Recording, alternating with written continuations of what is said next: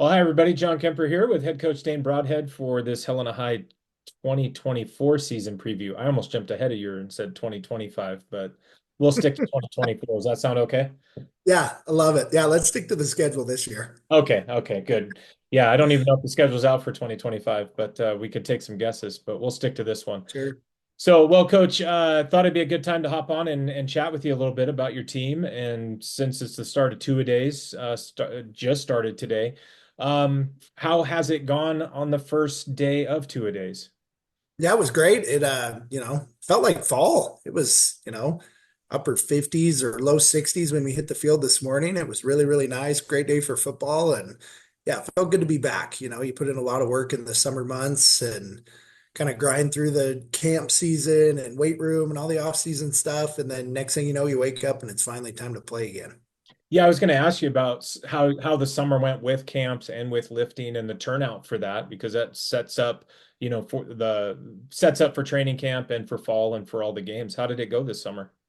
Yeah, the kids that were in and were committed and bought into it did a great job for us. I felt like we, really held our own at MSU, Bobcat Camp. You get a good look at the kind of the landscape of the state and where teams are at. You get an opportunity to play a lot of out-of-state teams, which is neat, different competition for us. But no, I thought we did some really good things kind of through the camp circuit and skellies and scrimmages and all that good stuff. And the biggest thing out of that is we stayed healthy. That is the number one concern in the summer is trying to get enough work in, but also keeping guys upright and healthy. And yeah, like I said, the kids that were in the weight room in the summer and in the strength and conditioning program that we have going on did a really great job and really set themselves into it, got themselves into a good place in terms of being where they need to be physically going into fall camp. Well, that's good. How does this compare to when you were in high school and the summer schedule for camps? Were there camps to the degree they are now? Was there lifting? I believe you played baseball during the summer, so I'm sure that interfered some. But how has two-a-days and the summer schedule changed from when you were playing in the early, 2005, 2009? Yeah, don't go too That far right? back now. I am getting older. I turned 35 this fall. You're dating Yeah. me, man. Thinking back to Well, high school. I'm not saying, but somebody on this call went to their 30th high school reunion. I'm not going to say who that is, but I might be dating that person more than you. But I guess 2010 in that time frame, how has it changed from when you did it to now, or has it Sure. changed? Now you're making me think. I played high school football, what, 04 through 2007? So I wasn't Yeah, even not that far off. I you was were actually close. You were on you the were money. close. You were Yeah, close. Age is just a number. That's what I look at it. Like what if I you can say get until up I grab my and cane and and limp still touch your toes, which I couldn't touch my toes earlier this week because I hurt my back, but I'm doing better now. So we're it. rocking and rolling again. But no, to your question, it's similar but different. Where I grew up, it's honestly, I guess now about the same size in terms of high school, in terms of numbers, but we were maybe structured a little bit different. Summer camp, like the big team camps have changed a lot. I remember we went to MSU one year, we went to UM one year, actually came up. That was kind of my first real experiences in Montana was through football, which was pretty cool. It's kind of cool to be up here now and kind of reliving some of those, the good old days of camp. But, those have changed a little bit. Those used to be 3, 4 days, full pads, a lot of contact, kind of a grind. Those have kind of changed. We go to Bozeman for 2 days now. We spend a lot more time probably together as a team in the summer doing kind of our own thing more than we probably did, in terms of strength and conditioning stuff, it's probably a little more streamlined, if you will. There's a more of an emphasis on it than maybe when I was going through high school. It wasn't quite as big a deal. Not as many guys were bought in. So, similar but different, yeah. And then you kind of find that balancing act of, guys are doing different things and playing baseball and other sports and different camps. There's probably more to that, just with all the sports. And we want to encourage our guys to obviously be multi-sport guys. They need to be. But I think there is a balancing act between, going to camps and tournaments and all that stuff, but still finding time to be in the weight room and get yourself right physically. Yeah, absolutely. How has the turnout been with two-a-days? I mean, that's one struggle Helena High is dealing with is some turnout with enrollment being down a little bit and just the way the district breaks down currently. Uh, Sure. last year pretty low on freshmen on turnout when you look across from East Helena to Capital. I believe you had just about 24, 25 come out as freshmen. So how is turnout on the freshman level, and then how is the returners doing? Yeah, it's kind of leveled out. We kind of are who we are. The freshman class this year is a little bigger. I think we're right around 30. Maybe with a few more kids, kind of, as the 2 days go through and go on and you get into school, you usually have a handful of freshmen that join at that point that maybe we're on the fence or thinking about it. So we'll, hopefully add a few more guys, maybe get up to, those low 30s, which is a fairly good size freshman class for us at this point. Yeah, and like you said, with enrollment going down and just overall numbers going down, it's kind of where we're at, and it's fine. We've had to adjust a little bit the way we do things in terms of practice and structure and what that looks like. But we'll be somewhere around 80 kids, which is about where we've been. We'll probably fluctuate here in the next few years anywhere from 70 to 90, I would think. I'd love to be up around 100, but I just with where we're at enrollment wise, I don't know how realistic that is. In the good old days, it used to be, yeah, well over 100, closer to 110, maybe 120, but we were also 1,600 kids at Helena High, and now we're somewhere around 1,000 or wherever we're going to end up. So it's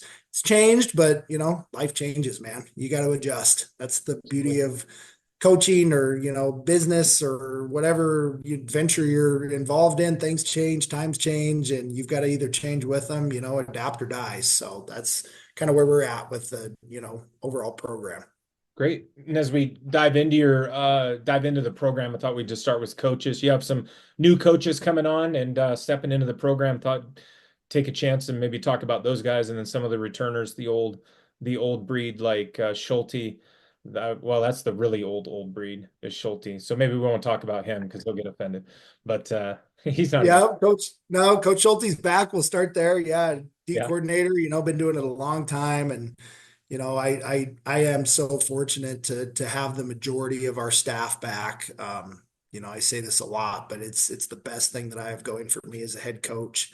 Or the guys that work under me. It's a great group of men, great group of leaders. They do a heck of a job coaching the game, and really invest in their time into our kids and into our program. And it's, I'm very thankful and very lucky to go to work to every day with those guys. But no, Coach Schulte's back. He'll call the defense again. He's done it for 15 plus, whatever it is now. Coach Garza's back. He's 20 plus. He'll call the offense again. Coach Kraft is back for another year.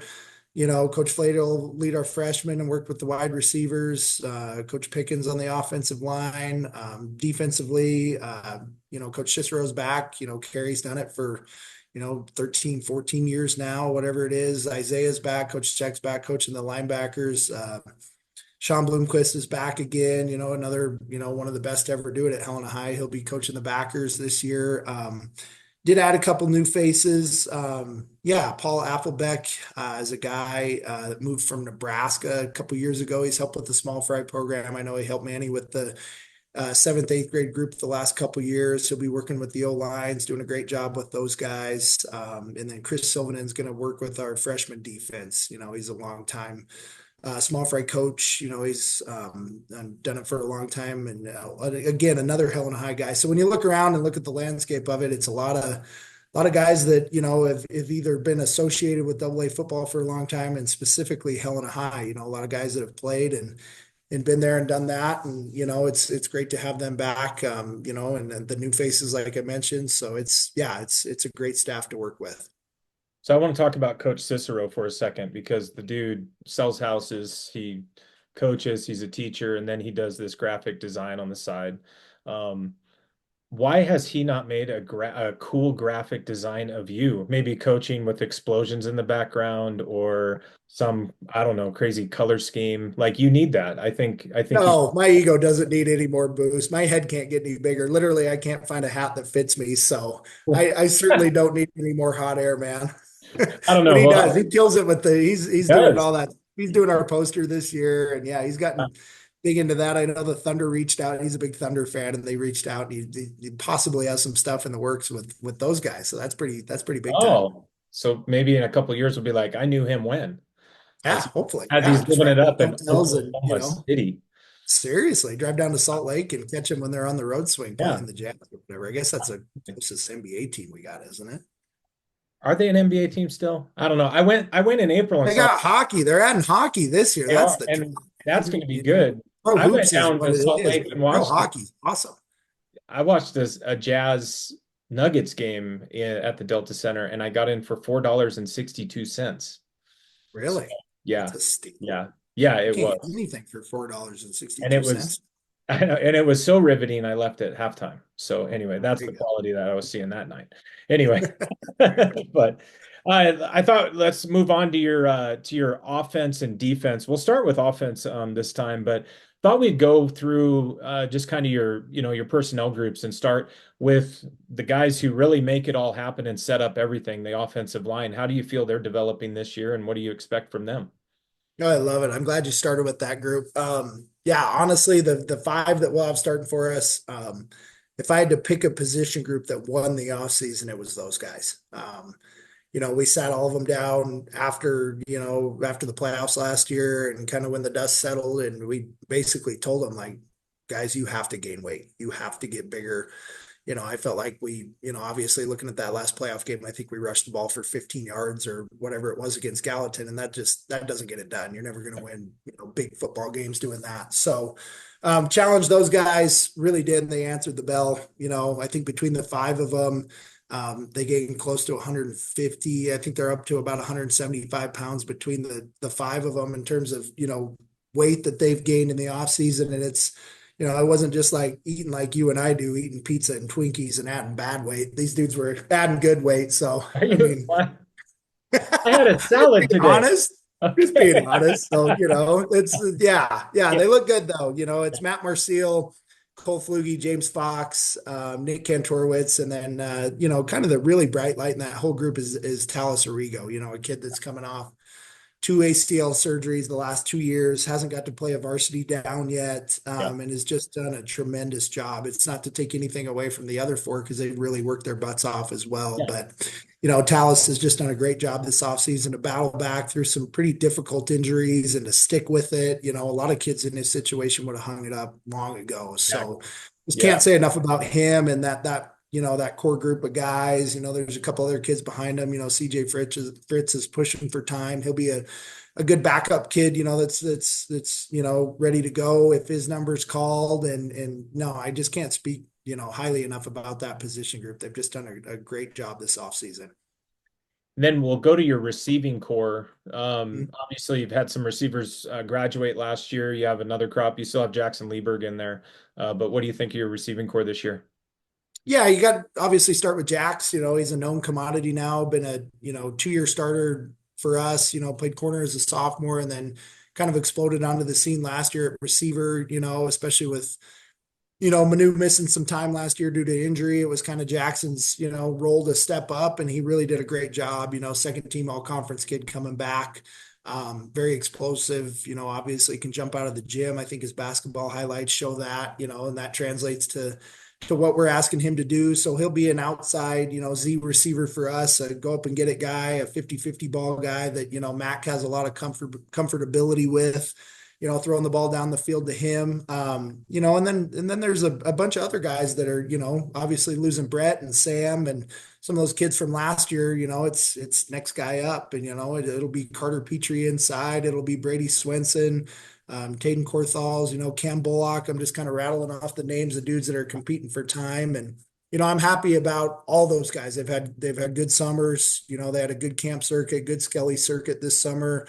Have developed a lot of chemistry with Mac, and yeah, I'm very, very high on that position group and, and their ceiling. And we're going to save quarterback for last, but your running back position and how that's going this year. Yeah, kind of a two-headed monster, with Trig. Trig's back. I think he's one of the better backs in the double A. Really looks good, at the beginning of fall camp, did a nice job. If anybody was out watching the scrimmage at East Helena, they saw how smooth Trig is. And then the other kid that'll step in, he kind of had a tough one this summer. He dropped a plate on his foot in Yeah. weights one morning, kind of a really unfortunate injury. So we lost him for a little bit, but he's back. He looked really good today. That's Peyton Lorenz. He'll be a junior, a kid that was just kind of, buried on the depth chart last year as a sophomore, did a lot of good things for us on special teams. Finally going to get an opportunity to step in and play a big time role. And I think he will. He's a big time player, very explosive. And they complement each other really well. Trig's very patient, has a lot of wiggle to him. Peyton's a little more downhill, a little more maybe explosive, in the open field. But again, just a really nice compliment between the two of them. They're both home run hitters. If they see a crease and have the ability to put the foot in the ground, it's going to be a foot race between those two guys. So really looking forward to a lot of production out of those two out of the backfield. Then you move to the quarterback position, and of course, with Kraft graduating and moving on, a pretty big hole to fill there. You have Mac. What is the plan, and what are you doing at the quarterback position with Mac Lindstrom? Yeah, you bet. I mean, you look at it, Bengal fans have been really, really fortunate the last, really 5 years going back to Caden Hewitt, who's now in a position battle with the Grizz, and obviously Carter moving on to Sac State. Those are two really, really good football players. But I think we're in a good position, obviously, you being a Packer fan, you got you're moving on and changing quarterbacks, but it's one of those deals you look up and they find Jordan Love. And I think we have Mac Lundstrom and I really feel strongly about the offseason he had. He's done a great job in terms of committing himself and getting himself ready to go, not just from a physical standpoint, but from a mental standpoint. Like I said, he was there every day, put in a lot of work with our receivers. And yeah, he'll get the lion's share of the reps. Obviously we're going to have a package for Dylan Mossness.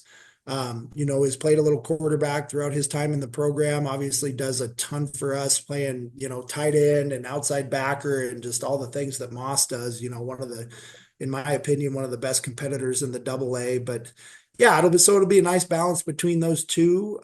Yeah, but I think we feel comfortable. Max had a lot of reps, at the JV level for 2 years. He's had a lot of development in terms of playing time and where he's at. So I look for him to have a really big year for us. Great. Well, that wraps up the offense. We'll jump over to defense here and again start with those guys up front, that defensive front.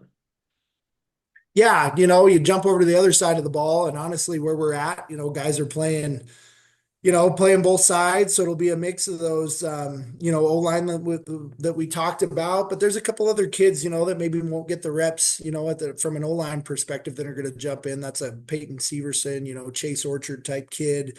Then you get a nice rotation, where we play a three-man front. We rotate a lot of guys, James Fox, Flugie, Marcel, those kids will all get good reps. Nick will step in and get a lot of reps. And then it's an opportunity, for maybe a few younger kids to step up. We're kind of working through that as we go through fall camp. But, the one thing we've always done with our front is we've tried to rotate guys as much as we can. And it's important to try to keep those kids fresh and healthy and especially as the game wears on, as the season wears on, where they can, get after the passer and kind of, cause havoc in the backfield. Yeah. And I think the group that's really stood out last year, and I mean, for multiple years, but last year they seemed to really do a great job for you on the defensive side was the linebacking core and doing that 3-4 type of defense. I mean, your linebackers have to be well fast. They have to cover a lot of area, but they have to hit hard too. And they seem to really step up to that last year. How do you feel about that group coming into this season? Yeah, I think it's much of the same. Coach Schulte does a great job with our scheme in terms of moving guys around and like you said, he puts guys in a spot where they can play fast, where we do a lot of movement. We play a lot of, multiple fronts and different line games and stunts and blitzes and things like that, And I think I already mentioned him, when we were talking quarterback, but I think that starts in, with Dylan Mossness, playing our hawk position, our field outside backer position. It's a very tough position to play. We ask that kid to do a lot. And he's really, really good at it. He's a great edge setter when it comes to run game. We can blitz him off the edge from the field, and he's a matchup problem for tackles, in terms of being able to move and cut him off. And he's also a good cover kid, and then you move inside with Trig and Lorenz, and there's a couple kids that are going to back up those two that have an opportunity to play. And then on the backside of it, it's Alex Swenson playing Tiger again, played a lot of snaps last year. would come in for Kyler at times and was super productive in the limited number of reps that he has. He's finally healthy again, looks good. He's running well. I think today he told me he's a lot faster than his brother Brady, which is, I don't know. He looked pretty dang fast today. So I thought I he's can't imagine they're not competitive at all. right. Yeah. There's no competition with Not in twins, there. you Yeah. know? Yeah, Yeah. exactly. So no, but he's doing a great job. Taden Corthals will have an opportunity to kind of back up those two positions and play a lot of reps, and we're going to try to work as many kids in as we can. Number one to build depth, but number two to try to keep guys healthy, especially in the early season. And then as far as at your corners and safeties this year, Brady Swenson's one of those guys. I know I'm missing some, but you lost Sure. Brett Grange. So what are you doing there, and how do you feel about that group? Brady will obviously play in the backfield for us, the back half of the defense that is the secondary. Opposite him, it'll be Carter Petrie, always feels good to have another Petrie back there.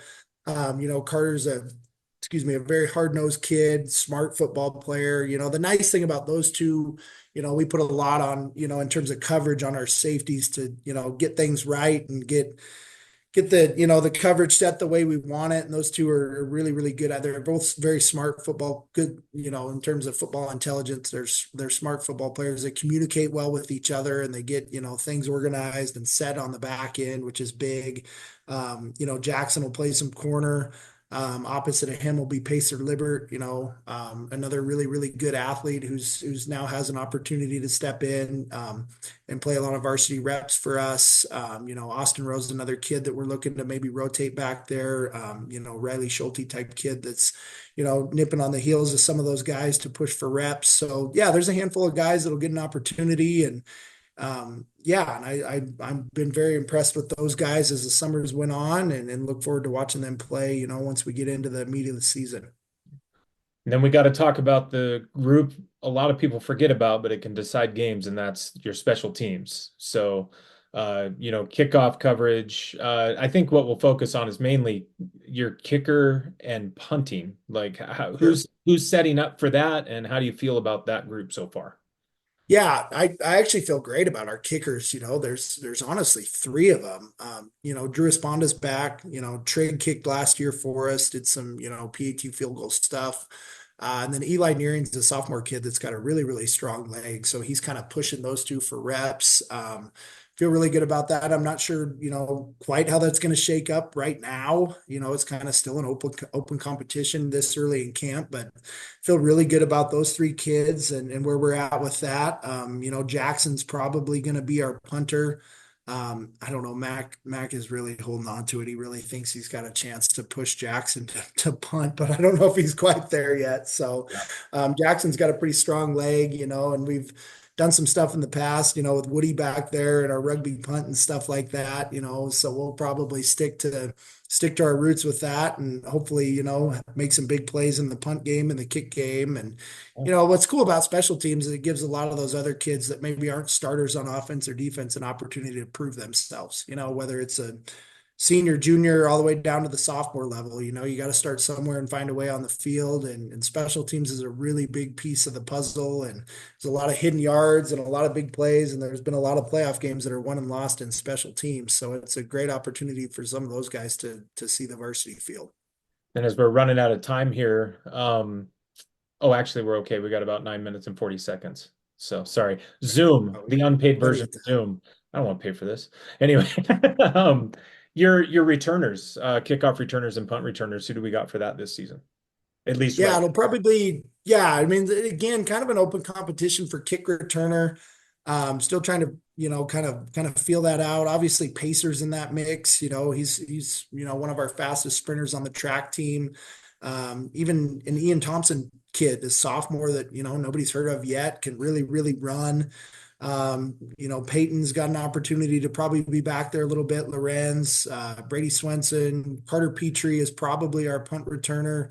If we go one, it's probably him back there, probably him and Brady catching punts. The biggest thing on that team is just making sure we get the ball caught, and Carter does a really good job of that. So, like I said, it's probably a mix of kids, at least on the kickoff team, kickoff return team that is, and then yeah, probably look for Carter returning punts for us. Great. And so next Friday, a week from today, you have your scrimmage, and Yep, Helena and Capital, they rotate years. I believe Helena's the early team this season, correct? Or am I? correct. Yep, Okay. 5 to 6:30 over at Vidge. And parents and people can come out and kind of watch that and just kind of Oh, see you what. bet. Yeah, if you want to scratch the itch and come watch a little football, we'll be, banging heads next Friday night against each other, hopefully get, anywhere from 60 to 80 plays typically in that scrimmage and, Yeah. give some different kids opportunities to see kind of get a feel for what Friday night might feel like, and get that on tape. And then, yeah, and then it's full steam ahead to Bozeman week 1. All right. Yeah. Bozeman at home, week one on 8:30. I'll miss that one. Sorry, but I'll be there the next week in Billings for you. So, Man, um, you bet. yeah, I don't know who's calling that, but we'll have someone for sure. Okay, so we'll wrap up here, but I thought I'd ask you just a couple off the wall questions because what kind of interview would it be without weird questions? So you ready? Save the best for last. Let's go. I wouldn't say the best for last. I'd just say save something for last. Sure. Um, so this is going to be really random. The last few days, I have some friends from college, and sometimes we'll like message back and forth about weird advice or weird like sayings people say in like corporate meetings or Zoom calls. So like one of them yesterday for one of my friends was like harness the power of skills. And while you understand that, it just kind of gets old because it's just, beat into your head over and over. So I wanted to ask you, as a coach or as a player, what's maybe a very cliche thing you've heard or some sort of motivational thing you've heard that you've been like, that's just not it. That's just not it. And I'm not asking you Huh. to share names at all, but Best one I ever heard. No, this goes back to baseball, high school baseball. Coach Hoey. Yeah. oh, you're Did a gonna great. call them out. Okay. Oh, I am. Absolutely. Because this is good. I still use this one to this day. Okay. You'd be struggling. The first time I ever heard it, I can't even remember. I was a sophomore or something like that. I was struggling through a bad bullpen or something like that. And he came up and he goes, and I said, "What can I do better?" And he goes, "Don't suck." And that There was you go. it. Then he Yeah. just walked away. So I still use that. Yeah, a kid will be like, they're down on themselves, and you can tell. And there's moments where it's like, you want to give them some actual advice and like Yeah. something to hold on to. But there's times where you're like, dude, just don't suck. Yeah. As long as you don't suck, you got a chance. So That's a yeah, I've good still held on to that one. That's really good advice. Sometimes I have to tell myself that, like, dude, just don't suck today. also, Come yeah, I on. say that quite a bit actually. Not that frame, but yeah, along those lines. So, what's something you did this summer? Maybe one or two things that just were the highlight of your summer so far. Well, right before we started, a couple weeks ago, took the kids to Disneyland. That was a big trip. Yep. Yeah, whole fam went. It was awesome.